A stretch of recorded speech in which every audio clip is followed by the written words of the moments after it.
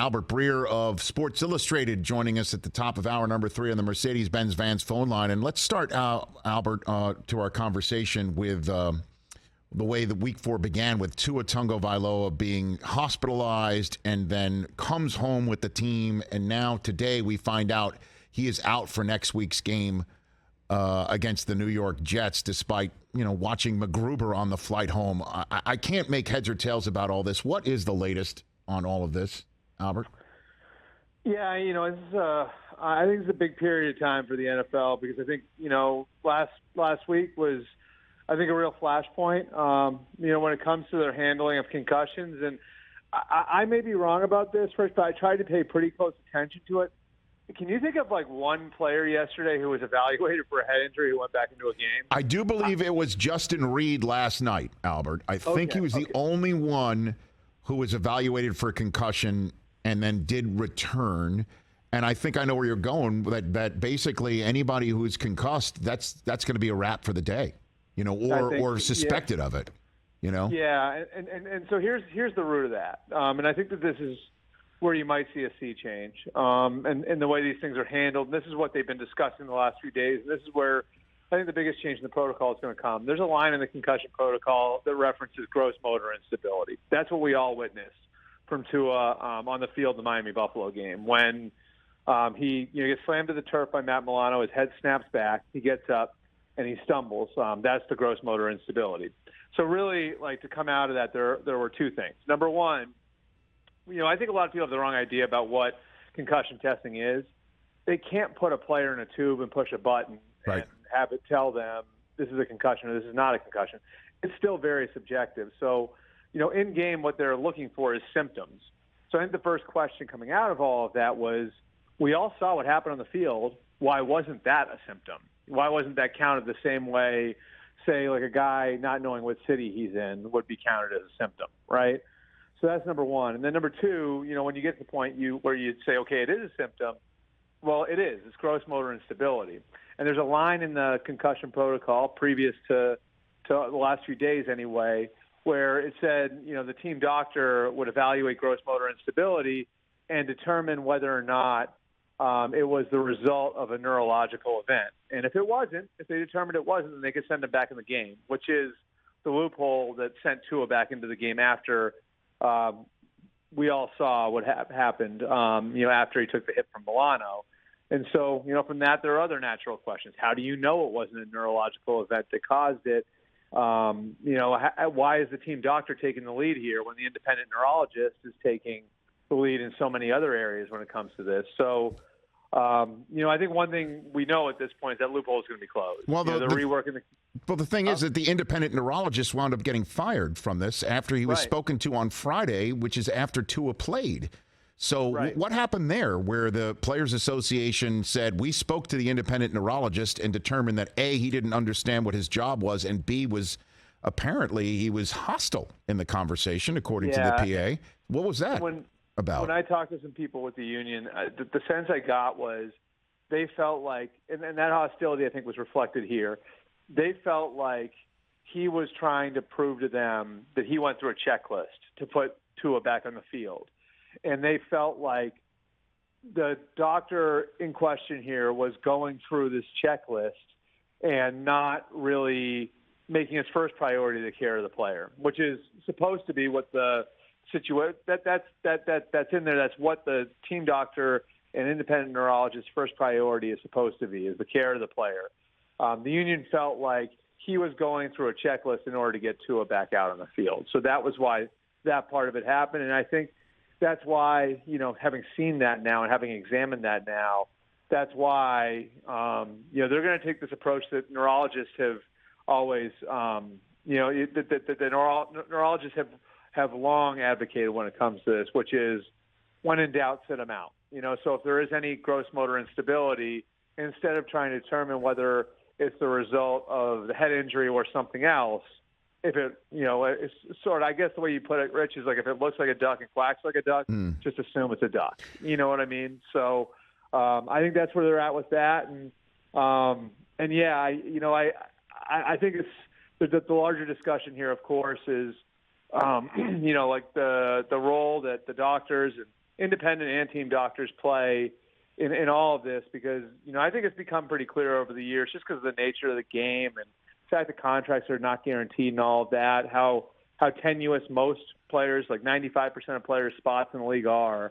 Players really in these situations often can't be trusted to take care of themselves. So, how far is it? How to what degree is it on the team doctor and the independent neurologist to protect the player when he won't protect himself? So here's the question I have, Albert. You may not have the answer to it, and I totally get it. But if it sparks a conversation, I did promise the viewers and listeners of this show that I wouldn't just lose this conversation in the aftermath of actual game results and hot seats and things of that nature. But so if Tua was deemed in the Players Association mind to have been let down by the independent neurologist, right, on Sunday. Yep. And the loophole that might have been there was driven through by the independent neurologist and the team doctor that let him out on the field. And then we saw what happened on Thursday night, and that there was enough of a question by the Players Association to demand an inquiry into all of this stuff. Why was Tua allowed to play on Thursday night before the independent neurologist was even interviewed, and that this investigation wasn't concluded? How is that not a rule? Like, if there is how is he let back on the field before they even spoke to the independent neurologist? It's a Albert. great question. I'll be honest with you, Rich. That's an awesome question I hadn't even thought of. The interesting part about it is, there's real nuance in the way they're talking about this too. Like the league has maintained that, well, they checked in with Tua every day, right? Sure. But he wasn't in the concussion protocol.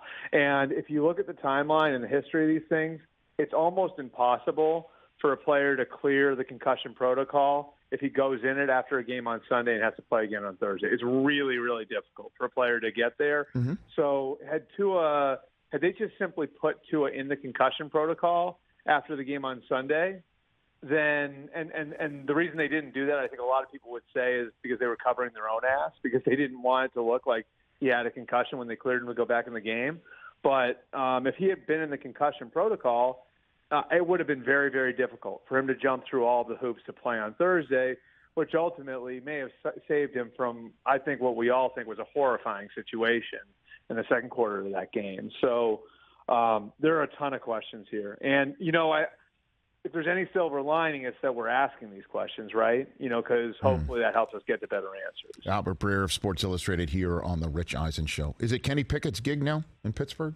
What do you think? I would think so. I mean, Mike Tomlin's so aware of everything that goes into all of these things. And, I think there were points against Pittsburgh, when Pittsburgh was playing New England. There were points when Pittsburgh was playing Cleveland when I think we were all thinking it, right? Like when we were all thinking, okay, is that point coming where he's going to pull Mitch out of there and he's going to put Kenny Pickett in? And I think one of the reasons that Mike Tomlin didn't was because I think he knew once he pulled that lever, it was going to be really, really difficult to go back. Once you go to the rookie quarterback, it's you almost never go back. And we've seen in the past what's happened when teams have tried to go back.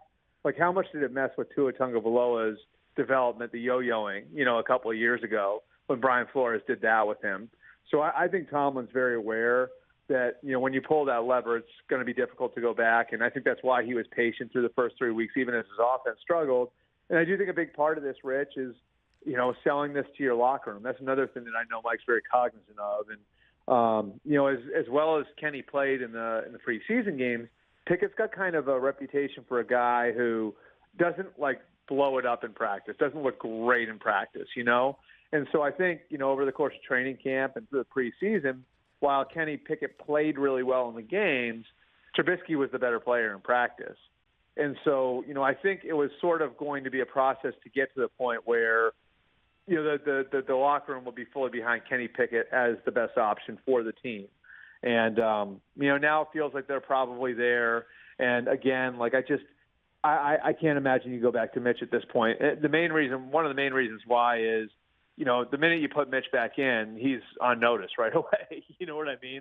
So as long as he's in the lineup now, you're playing that game for the rest of the year. So I'd imagine it's going to be Kenny Pickett's show. And if the Steelers are lucky, if it is Pickett's show, he plays as well as Cooper Rush is playing in Dallas. The owner said, I invite you, Cooper Rush, to create a quarterback controversy. Has he done so, in your estimation? Well, right Jerry now? Jones, as both you and I know, Jerry Jones says lots of things. Yes, sir.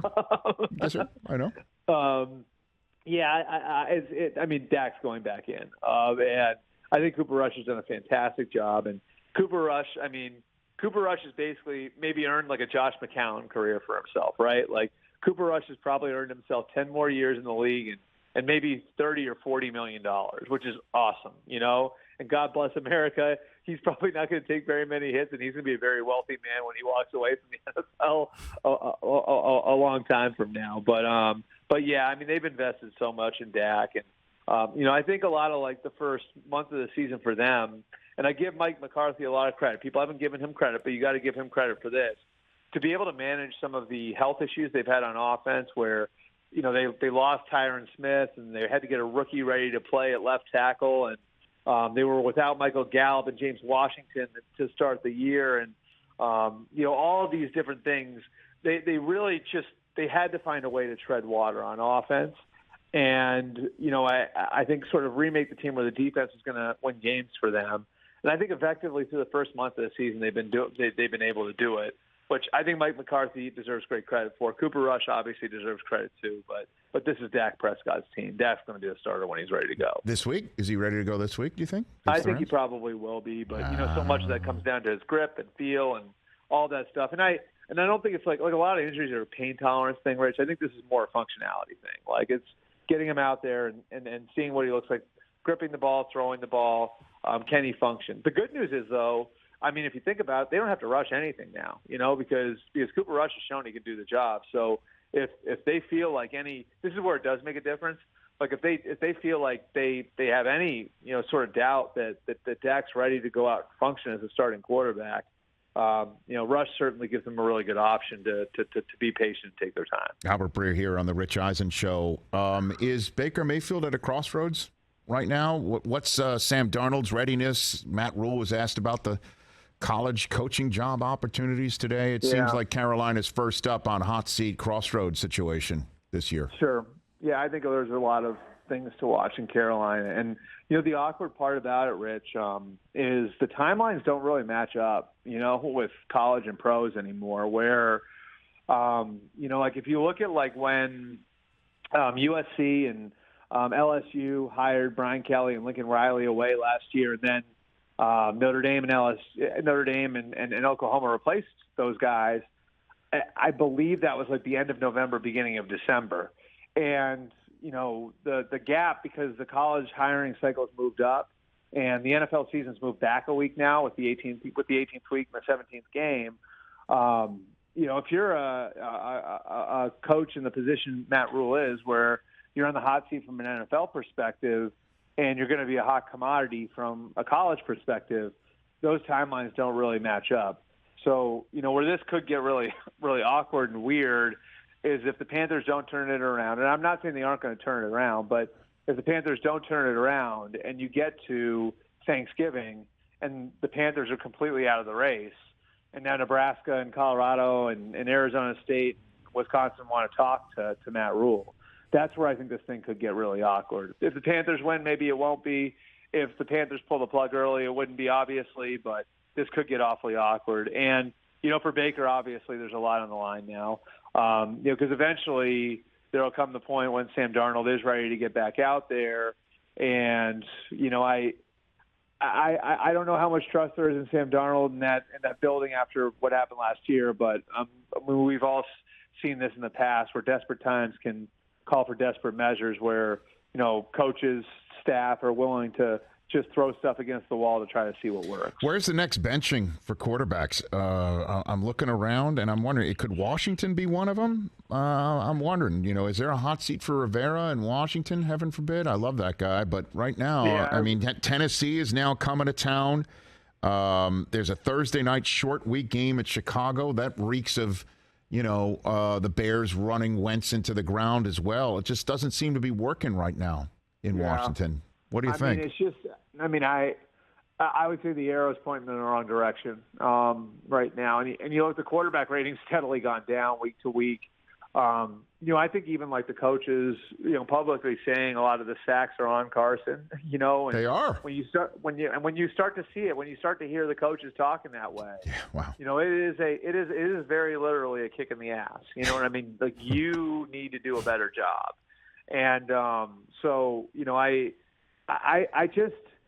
You hate to use the word broken, Rich, but, I mean, he had a pretty good situation in Indianapolis last year where the coach really wanted to make it work with him. And the Colts had all kinds of motivation to try to see what they could do to make it work with Carson Wentz. And he was playing with the NFL rushing champion behind him. So there wasn't the world on his shoulders, and it still collapsed down the stretch. And now I think, you're seeing like Ron Rivera really, really wanted to put his trust in the guy.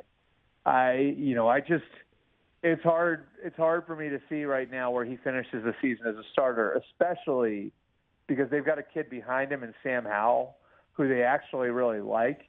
And, if the staff does make it to 2023, and because of all that Ron's been forced to put up with as the head coach of that organization, I would hope that they would give him that amount of rope where, he gets one more year to show that he can turn it around.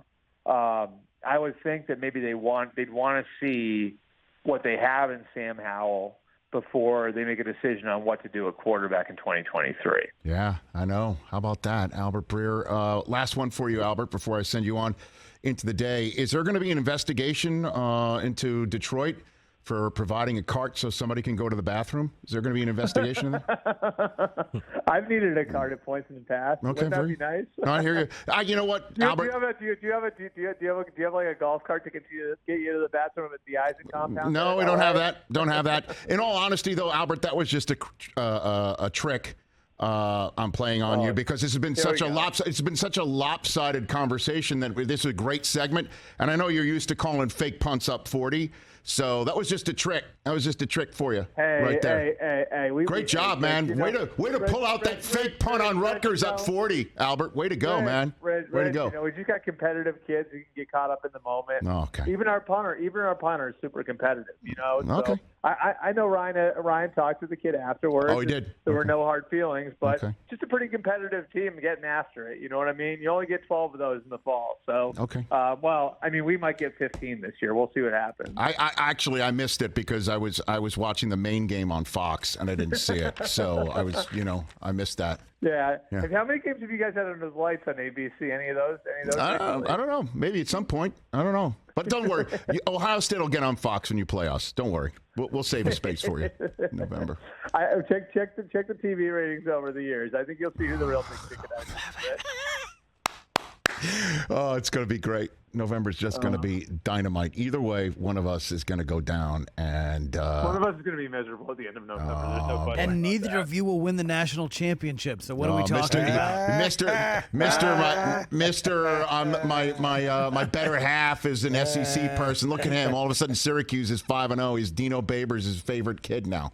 Over there. Well, hey, I promise I'll come visit the studio when I'm in Inglewood in January. Okay. Fantastic. You got that?